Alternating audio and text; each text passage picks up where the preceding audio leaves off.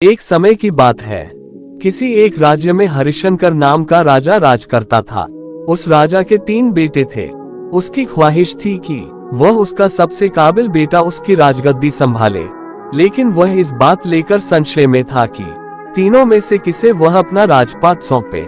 एक दिन राजा को एक तरकीब सूझी। उसने उसी समय अपने तीनों बेटों को बुलाया और कहा, बेटे, आज मैं तुम सब से एक सवाल पूछता हूँ। अगर तुम लोगों के सामने एक गुनहगार खड़ा हो तो तुम उसके साथ क्या करोगे? इस पर राजा के पहले बेटे ने कहा, उस अपराधी को सजाए मौत दी जानी चाहिए। वहीं दूसरे बेटे ने कहा, गुनहगार को कालकोठरी में बांध देना चाहिए। जबकि तीसरे बेटे ने कहा, पिताजी, हमें उसे सजा देने से पहले इस बात की जांच करनी चाहिए कि उसने सही में अपराध किया है या नहीं। इस पर राजा के तीसरे बेटे ने सभी को एक कहानी सुनाई। एक राजा था जिसके पास एक बुद्धिमान तोता था।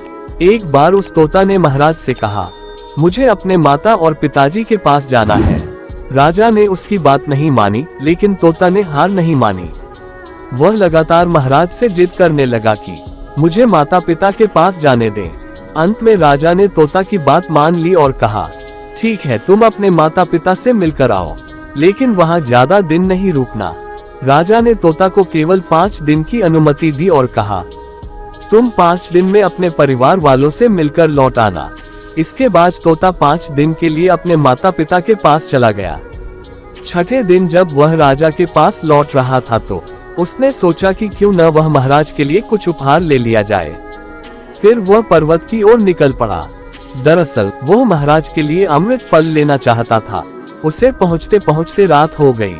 तोता ने पर्वत पर पहुंचकर फल तो ले लिया, लेकिन रात हो जाने के कारण वह आगे नहीं बढ़ा और वहीं रुक गया।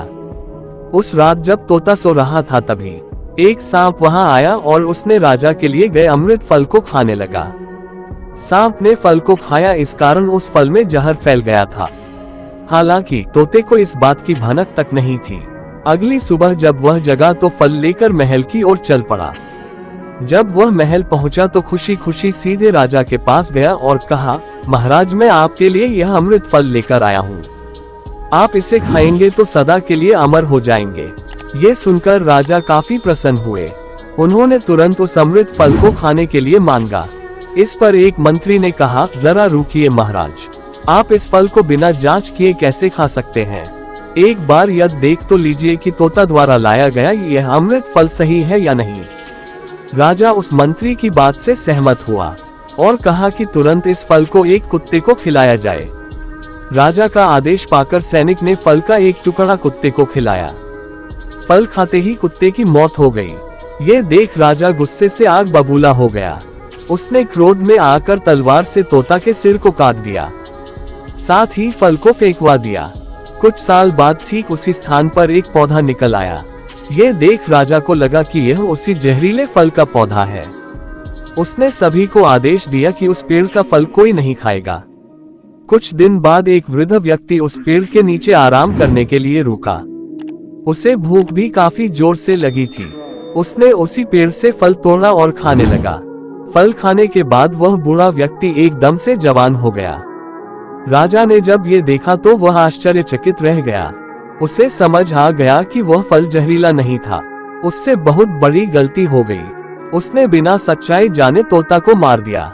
इसे लेकर उसे काफी पछतावा भी हुआ। इसके लिए वह मन ही मन खुद को कोसने लगा।